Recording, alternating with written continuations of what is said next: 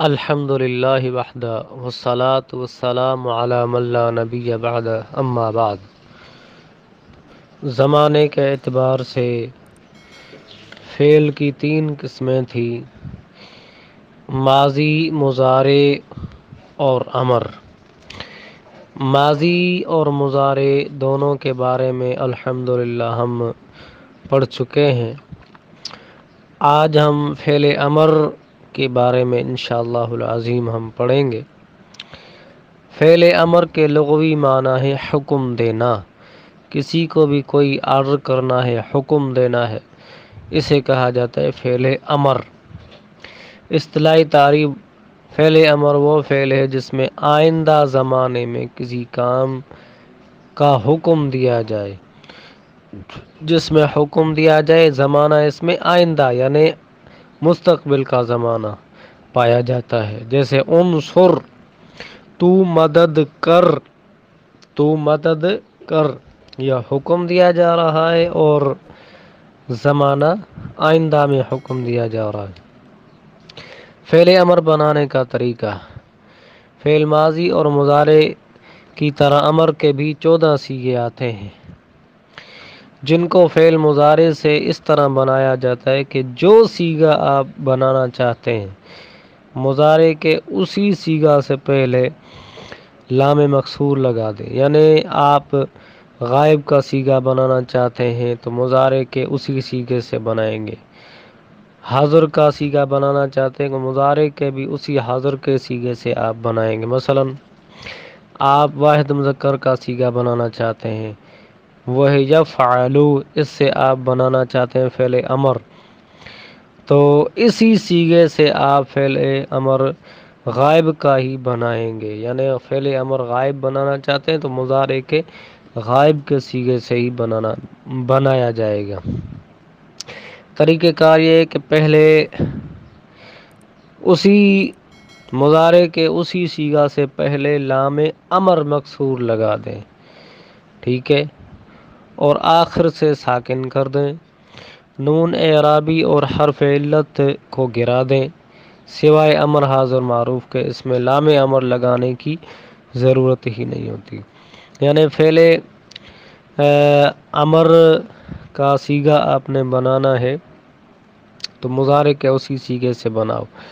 مثلا ایک ہم مثال لے لیتے ہیں، آپ نے واحد مذکر کا صیغہ بنانا ہے تو فعل مضارع کا وہی صیغہ یفعل، اس سے آپ فعل امر بنانا چاہتے ہیں تو کیا کریں گے؟ یفعل سے پہلے آپ لام امر مکسور لگائیں گے، جیسے پھر ہو جائے گا جی لیفعلوا۔ پھر آپ آخر سے کیا کریں گے؟ ساکن کریں گے، کیونکہ یہ لام امر جو ہے مجزوم، یہ فعل مضارع کو جزم دیتا ہے۔ جیسے لیفعل آخر سے ساکن ہو گیا تو یہ واحد مذکر غائب سے فعل امر بن گیا۔ اسی طرح اگر نون اعرابی ہو، مثلا یفعلان، تو اس سے آپ نے لیفعلا بنانا ہے، نون اعرابی گرا دینا ہے۔ اگر حرف علت ہو تو وہ بھی گر جائے گا، جیسے لیخش، لیدعو، یدعو، یہ واو گر جائے گا، حرف علت گر جائے گا۔ یہ ہے فعل امر بنانے کا طریقہ۔ امر غائب معروف کی گردان اس طرح ہوگی: لیفعل، لیفعلا، لیفعلوا، لتفعل، لتفعلا، لیفعلنا، لأفعل، لنفعل۔ یہ تو تھا فعل امر غائب۔ اب امر حاضر معروف، فعل امر حاضر معروف بنانے کا طریقہ: امر حاضر معروف فعل مضارع معروف سے بنتا ہے۔ امر حاضر بنانا ہے تو فعل مضارع حاضر سے بنے گا۔ فعل مضارع معروف سے بنتا ہے وہ اس طرح کہ علامت مضارع کو حذف کر دیں، علامت مضارع کو حذف کریں اور دیکھیں کہ اگر علامت مضارع کا جو ما بعد حرف ہے وہ متحرک ہے تو آخر کو ساکن کر دیں، جیسے تصرفو سے صرف۔ اب تصرفو سے آپ نے فعل امر بنانا ہے تو علامت مضارع جو تا ہے اس کو تو گرا دیا جائے گا۔ اب اس کا ما بعد جو صاد ہے وہ متحرک ہے تو صرف آخر سے ساکن کر دیا جائے گا، تو تصرف سے صرف فعل امر بن جائے گا۔ اگر علامت مضارع کا ما بعد حرف ساکن ہو تو شروع میں حمزہ وصلی لے آئیں اور آخر کو ساکن کر دیں۔ اگر آخر میں نون اعرابی یا حرف علت ہو تو اسے حذف کر دیں۔ پھر دیکھیں اگر عین کلمہ مضموم ہو تو حمزہ وصلی بھی مضموم ہوگا، جیسے تنصر سے انصر۔ اب دیکھیں یہاں تا علامت مضارع، تنصر سے ہم نے انصر فعل امر بنایا ہے، کس طرح؟ تا علامت مضارع گرا دی، اور اس علامت مضارع کا ما بعد نون جو ہے ساکن ہے، تو ہم کیا کریں گے؟ حمزہ وصلی لے آئیں گے۔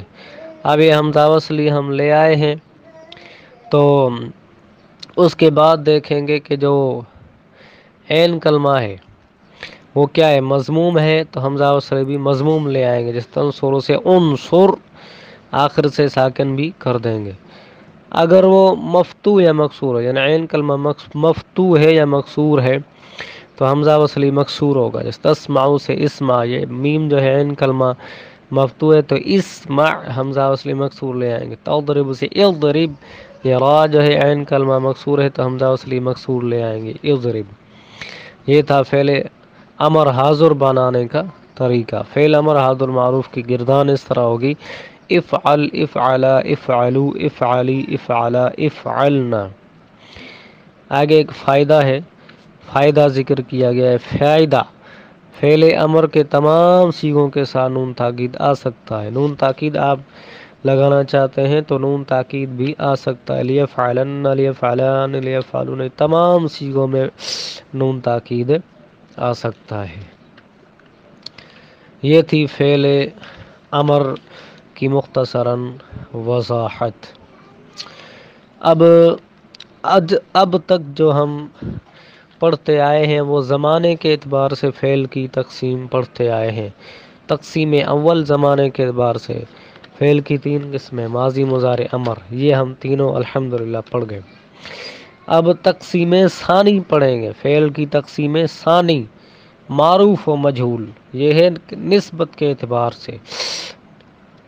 دوسری تقسیم فعل کی نسبت کے اعتبار سے فعل کی 2 قسمیں: معروف اور مجہول۔ فعل معروف وہ فعل ہے جس کا کرنے والا معلوم ہو، یعنی جس میں پتہ چل رہا ہو کہ یہ کام فلاں مرد نے، فلاں کسی نے کیا ہے، یعنی فعل کی نسبت فاعل کی طرف ہو۔ ضرب زید عمرا، مارا زید نے عمر کو، یہاں زید جو ضرب کا فاعل ہے یہ معلوم ہے۔ اب ہمیں معلوم ہے، پتہ چل رہا ہے کہ ضرب کا جو فعل ہے یہ زید نے کیا ہے۔ فعل مجہول وہ فعل ہے جس کا کرنے والا معلوم نہ ہو، یعنی فعل کی نسبت مفعول کی طرف ہو، اس میں فاعل کا کوئی ذکر نہیں، فاعل مجہول ہو، ٹھیک ہے۔ سمع قرآن، قرآن سنا گیا، اب کس نے سنا وہ کوئی پتہ نہیں، سمع بس یہ ایک مجہول ہے، مفعول جو چیز سنی گئی ہے قرآن، اس کی طرف نسبت کی گئی ہے سننے۔ ماضی مجہول بنانے کا طریقہ یہ ہے کہ ماضی معروف کے آخر سے ما قبل کو کسرہ دیں اگر کسرہ نہ ہو، اور اس سے پہلے جتنے حرف متحرک ہوں سب کو ضمہ دے دیں اور آخری حرف کو اس کی حالت پر رہنے دیں، تو یہ فعل ماضی مجہول بن جائے گا۔ مثلا ضرب سے آپ نے فعل ماضی مجہول بنانی ہے تو آخر کا جو ما قبل یعنی را ہے اس کو آپ ساکن کریں گے، ٹھیک ہے، تو یہ ہو جائے گا ضاربہ۔ پھر آپ کیا کریں گے؟ یہ جو آخری حرف با ہے اس کو اسی حالت پر رہنے دیں، اور اس کے بعد جتنے متحرک حرف ہوں گے، یہاں ضاد متحرک ہے تو اس کو ہم ضمہ دے دیں، ضربہ سے غوربہ بن جائے گا۔ اب استخرجہ سے استخرجہ، اسی طرح آخر سے ما قبل کو ہم نے کسرہ دے دی، را کو آخری حرف کو اس کی حالت پر چھوڑ دیا، اس کے بعد جتنے حرف متحرک ہیں، مثلا یہاں حمزہ متحرک تھا اور تا متحرک تھی، ان کو ہم نے کیا کر دیا؟ ضمہ دے دیا، تو استخرج سے استخرجہ فعل ماضی مجہول بن گیا۔ یہ تھا فعل ماضی مجہول بنانے کا طریقہ۔ مضارع مجہول بنانے کا طریقہ یہ ہے کہ مضارع معروف کے آخر سے ما قبل کو فتح دے دیں۔ آخر سے ما قبل ہوگا اس کو فتح دیں گے اگر فتح نہ ہو، اور علامت مضارع کو ضمہ دیں، جیسے یضرب سے یضرب، یضرب سے ہم نے فعل مضارع مجہول کس طرح بنایا کہ ہم نے آخر کا جو ما قبل غا ہے اس کو فتح دے دی، اور اس کے بعد جو علامت مضارع ہے اس کو ہم نے ضمہ دے دی، یضرب سے یضرب، اسی طرح یستخرج سے یستخرج بن گیا۔ یہ تھا تقسیم ثانی معروف اور مجہول۔ نسبت کے اعتبار سے دو قسمیں تھیں، ان کی مختصراً وضاحت ہو گئی۔ اب فعل کی تقسیم ثالث آتی ہے۔ تقسیم ثالث دو اعتبار سے ہم نے تقسیم پڑھ لی، زمانے کے اعتبار سے اور نسبت کے اعتبار سے۔ اب تیسری قسم ہے مفعول کے اعتبار سے۔ مفعول کے اعتبار سے فعل کی دو قسمیں، یہ سبق نمبر 13 ہے۔ ہم سبق نمبر 12 فعل معروف مجہول پڑھا، اور سبق نمبر 13 لکھا ہوا ہے فعل لازم و متعدی۔ فعل کی تقسیم ثالث، مفعول کے اعتبار سے فعل کی دو قسمیں لازم اور متعدی۔ آگے ایک مختصر خریطہ ہے، نقشہ ہے، جیسے فعل کی دو قسمیں ہوگی مفعول کے اعتبار سے، یا لازم ہوگا یا متعدی ہوگا۔ پھر متعدی کے آگے تین قسمیں، بیک مفعول یعنی ایک مفعول والا ہوگا، دو مفعول والا ہوگا، سے مفعول تین مفعول والا ہوگا۔ آگے ہر ایک کی تعریف ہے۔ فعل لازم وہ فعل ہے جو صرف فاعل پر پورا ہو جائے، اسے مفعول بھی کی ضرورت نہ ہو۔ یہ آپ بات یاد رکھیں کہ فعل لازم کا مفعول بھی نہیں آئے گا، باقی مفعول آ سکتے ہیں، اور جو فعل متعدی ہے وہ اس کے ساتھ تمام مفعول آ سکتے ہیں، اور جو فعل لازم ہے اس کے ساتھ مفعول بھی نہیں آئے گا۔ اس کی اور کچھ وضاحت آگے انشاءاللہ اسی سبق میں ہم کریں گے۔ فعل لازم وہ فعل ہے جو صرف فاعل پر پورا ہو جائے، اسے مفعول بھی کی ضرورت نہ ہو، جیسے جاء زید قام بکر۔ تو یہ دونوں فاعل پر پورے ہو گئے، جاء زید، زید آیا، بات پوری ہو گئی، قام بکر، بکر کھڑا ہو گیا، بات پوری ہو گئی۔ فعل لازم، اب آگے ایک طریقہ کار ہے کہ فعل لازم سے متعدی کب بن جاتا ہے۔ آپ نے فعل لازم سے متعدی بنانا ہے تو کیسے بنے گا، اس کی پہچان کیا ہے، طریقہ کار کیا ہے۔ دراصل صورتوں میں فعل لازم متعدی بن جاتا ہے۔ نمبر 1 طریقہ، آپ نے باب افعال بنانا ہے، جیسے کروما زید، زید نے عزت کی، زید باعزت ہوا، کروما زید، زید باعزت ہوا، عزت والا ہو گیا زید۔ تو اب اس سے آپ نے کیا کرنا ہے، فعل متعدی بنانا ہے تو باب افعال بنائیں گے، جیسے اکرمت زیدن، میں نے زید کی مدد کی، تو یہ فعل لازم سے متعدی بن گیا۔ دوسرا طریقہ کار، آپ نے باب تفعیل بنائیں، جیسے عظم زید، عظم زید کا معنی ہے زید عظیم ہو گیا، تو عظم زید سے آپ نے عظم کو، یہ جو فعل لازم ہے اس کو آپ متعدی بنائیں باب تفعیل کے ذریعے، تو یہ ہوگا عظمت زیدن، میں نے زید کو عظیم بنا دیا۔ نمبر 3 بواسطہ حرف جر کے، آپ فعل لازم کے بعد حرف جر لے آئیں تو یہ متعدی بن جائے گا، جیسے ذهب زید، ذهبت بزید، ذهب زید، زید گیا، بات پوری ہے۔ اب آپ نے ذهب کو متعدی بنانا ہے تو اس کے بعد حرف جر لے آئیں گے، ذهبت بزید، میں زید کو لے گیا، تو یہ با تعدیہ کی ہے جس نے ذهب کو فعل متعدی بنا دیا۔ یہ تھی فعل لازم کی مختصراً وضاحت۔ اب آگے فعل متعدی۔ فعل متعدی وہ فعل ہے جو صرف فاعل پر پورا نہ ہو بلکہ اسے مفعول بھی کی بھی ضرورت ہو، جیسے ضرب زید عمرا، مارا زید نے عمر کو، تو یہاں مفعول بھی کی ضرورت تھی، مارا زید نے مارا۔ اب یہ اشکال ہو رہا تھا کہ کس کو مارا، تو عمر مفعول بھی آ گیا تو ابہام دور ہو گیا، زید نے عمر کو مارا، یہ بات معلوم ہو گئی۔ فعل متعدی کی تین قسمیں ہیں۔ نمبر ایک متعدی بیک مفعول متعدی، بدو مفعول متعدی، بسے مفعول، یہ تین قسمیں ہیں۔ نمبر ایک متعدی بیک مفعول وہ فعل ہے جو صرف ایک مفعول بھی کو نصب دے، جیسے ضرب زید عمرا، یہاں ایک مفعول ہے عمرا۔ نمبر دو متعدی بدو مفعول وہ فعل ہے جو دو مفعولوں کو نصب دے، جیسے علمت زیدا قائما، میں نے زید کو جانا قائم کھڑا ہونے والا، تو یہاں زیدن اور قائمن یہ دو مفعول آئے ہیں، یہ متعدی بدو مفعول۔ نمبر تین متعدی بسے مفعول وہ فعل ہے جو تین مفعولوں کو نصب دے، جیسے اعلمت زید عمرا فاضلا، میں نے معلوم کروایا کہ زید جو ہے عمر فاضل ہے۔ اعلمت زیدن، زید کو میں نے معلوم کروایا کہ عمر فاضل ہے، تو یہاں زیدن عمرا فاضلا یہ تین مفعول آئے، تو یہ ہے متعدی بسے مفعول۔ فعل لازم اور متعدی میں فرق کیا ہے؟ اب یہاں تعریف ہے، آپ نے فعل لازم اور متعدی کی پڑھ لی، اب فعل لازم اور متعدی میں کچھ فرق بیان کیا گیا ہے، وہ ہم انشاءاللہ العظیم پڑھتے ہیں۔ نمبر ایک، فعل لازم کا مفعول بھی نہیں آتا، باقی مفعول آ سکتا ہے۔ پیچھے میں نے بتا دیا کہ شرط مفعول بھی کی ہے، باقی جو دوسرے چار مفعول ہیں وہ فعل لازم کے آ سکتے ہیں۔ فعل لازم کا مفعول بھی نہیں آتا، باقی مفعول آ سکتے ہیں، جبکہ فعل متعدی کے تمام مفعول آتے ہیں، مفعول بھی آئے گا اور اس کے علاوہ دوسرے مفعول۔ نمبر دو، لازم کے ترجمے میں عموماً وہ کا لفظ آتا ہے، مثلا آپ فعل لازم کا ترجمہ کرتے ہیں ذہب، ذہب کا معنی ہے وہ گیا، ذہب وہ گیا، اور متعدی کے ترجمے میں اس کا لفظ آتا ہے، مثلا ناصارا اس نے مدد کی۔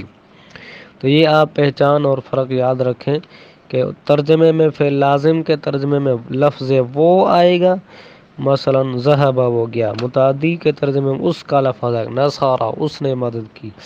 تو یہ ترجمے کے لحاظ سے فعل لازم اور متعدی کا فرق ہے۔ فعل متعدی میں مفعول کا لانا لازمی ہے، کیونکہ اس کے بغیر معنی پورے نہیں ہوتے۔ جیسے صرف ضرب زید کہنے سے یہ سوال پیدا ہوتا ہے کہ زید نے کس کو مارا، تو جب مفعول بھی لائیں گے تو معنی پورے ہو جائیں گے۔ ضرب زید عمرا، عمرا کہنے سے معلوم ہو جائے گا کہ زید نے عمر کو مارا ہے۔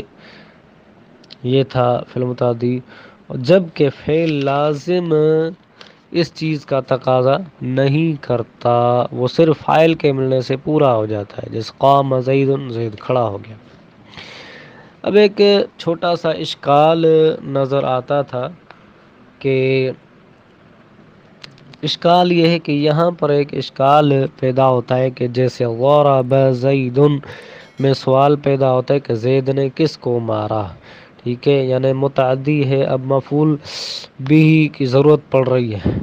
تو اسی طرح جاء زید، زید گیا، جاء زید، زید آیا، اس میں بھی تو ایک سوال پیدا ہوتا ہے نا کہ زید کب آیا، کہاں سے آیا، تو پھر ضرب کو متعدی اور جاء کو لازم کیوں کہہ دیا؟ پھر جاء جو کہ فعل لازم ہے، اس کے اندر بھی تو ابہام ہو رہا ہے، یہاں بھی تو مفعول کی ضرورت پڑ رہی ہے۔ تو جواب یہ ہے کہ جس فعل کو فاعل کے علاوہ مفعول بھی کی ضرورت ہو، یہ پیچھے بھی میں نے وضاحت کر دی کہ مفعول بھی کی شرط ہے، اس کے علاوہ دوسرے مفعول کی نہیں۔ مثلا ضرب زید کے اندر مفعول بھی کی ضرورت پڑ رہی ہے کہ کس کے اوپر ضرب کا فعل واقع ہوا ہے، تو عمرن کہنے سے بات پوری ہو گئی۔ اب جاء زید، زید کب آیا، کہاں سے آیا، یہاں مفعول بھی کی ضرورت نہیں ہے، یہاں جاء زید کہاں سے آیا تو مفعول فی، اور کب آیا یہاں دوسرے مفعول بھی کی ضرورت نہیں، مفعول دوسرے مفعول فعل لازم کے آ سکتے ہیں۔ تو جواب اس کا کیا ہوا کہ جس فعل کو فاعل کے علاوہ مفعول بھی کی ضرورت ہوگی تو وہ متعدی ہوگا، اور جس فعل کو مفعول بھی کی ضرورت نہ ہوگی وہ لازم ہوگا۔ جیسے یہاں ضرب کو مفعول بھی کی ضرورت ہے لہذا یہ متعدی، اور جاء کو مفعول بھی کی ضرورت نہیں لہذا یہ لازم ہوا۔ تو یہ مختصراً فعل لازم اور متعدی کی ہم نے وضاحت کر دی۔ آگے سبق نمبر 14 ہم پڑھنے لگے ہیں۔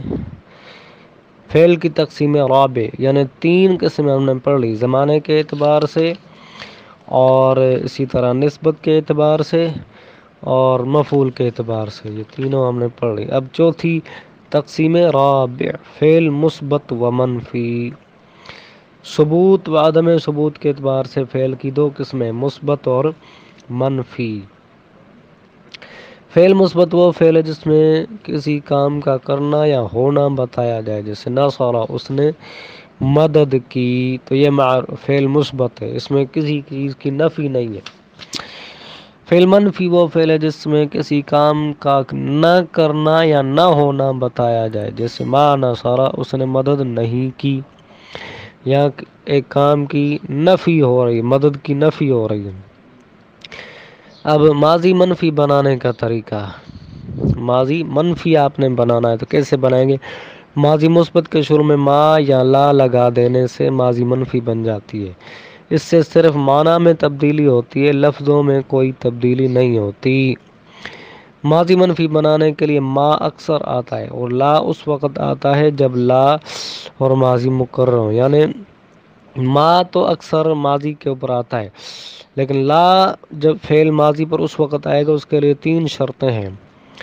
نمبر 1 دعا کا موقع ہو، نمبر 2 یا فعل ماضی جواب قسم میں واقع ہو، اور نمبر 3 لا کا آنا، لا اور فعل ماضی ان دونوں کا مقرر آنا، مقرر لائے جائیں۔ مثلا تینوں کی مثال ہے، مقرر لانے کی مثال لا صدق ولا صلی، نہ اس نے تصدیق کی نہ اس نے نماز پڑھی، تو یہاں لا صدق، یہ لا اور فعل ماضی دونوں مقرر آ رہے ہیں، تو یہاں بھی لا صلی کے اندر بھی اسی طرح، تو یہ ڈبل ہو گیا، یہاں لا آ گیا۔ لا رد اللہ علیک، یہاں دعا کا موقع ہے کہ لا رد اللہ علیک، نہیں اللہ نہ تیرے اوپر یہ چیز لوٹائے، یہ ہو گیا۔ اور اسی طرح جواب ماضی جواب قسم میں واقع میں، واللہ، یہ قسم ہے، اللہ کی قسم، لا ضربتو، میں نے اس کو نہیں مارا، یہاں جواب قسم میں واقع ہوتی۔ یہ لا کے آنے کے لیے 3 شرطیں ہیں، جبکہ ما فعل ماضی پر اس کے لیے کوئی شرط نہیں ہے، اکثر فعل ماضی پر داخل ہو جاتا ہے۔ مضارع منفی بنانے کا طریقہ، مضارع مثبت کے شروع میں ما یا لا لگا دینے سے مضارع منفی بن جاتا ہے، اسے صرف معنی میں تبدیلی ہوتی ہے، لفظوں میں کوئی تبدیلی نہیں ہوتی، یعنی معنوی تبدیلی ہوتی ہے۔ ما اور لا یہ جو نافی ہیں، یہ صرف معنی میں تبدیلی کرتے ہیں، لفظوں میں کوئی تبدیلی نہیں کرتے۔ لا اکثر آتا ہے، فعل مضارع پر لا اکثر آتا ہے، ٹھیک ہے، اور ماضی کے اوپر ما اکثر آتا تھا اور لا کے لیے کچھ شرائط تھیں، اور مضارع کے اندر مضارع کے اندر لا اکثر آتا ہے، جس سے لا یضرب، اور ما کبھی کبھی آتا ہے، اور ما فعل مضارع کو زمانہ حال کے ساتھ خاص کر دیتا ہے۔ جب ما فعل مضارع پر آئے گا تو زمانہ حال کے ساتھ خاص ہو، جیسے ما یضرب، وہ نہیں مارتا ہے، یہ زمانہ حال کے ساتھ خاص ہو گیا۔ یہ تھا مضارع منفی بنانے کا طریقہ۔ فائدہ، فعل مضارع میں نفی کا معنی پیدا کرنے کے لیے لم، لما اور حرف لن اور لائے نہیں بھی آتے ہیں، جن کا تفصیلی تذکرہ پیچھے ہو چکا ہے، جہاں ہم نے فعل مضارع کی تبدیلیوں کا بیان ہم نے پڑھا تھا۔ تو یہ آج ہم نے مختصراً یہ سبق پڑھا ہے۔ پورے سبق کے اندر ہم نے فعل امر پڑھا ہے، فعل امر اور فعل معروف مجہول، فعل لازم و متعدی اور فعل مثبت و منفی، جو کہ انتہائی آسان ترین اسباق ہیں۔ طلباء ان اسباق کو اچھی طرح سمجھیں اور یاد کریں۔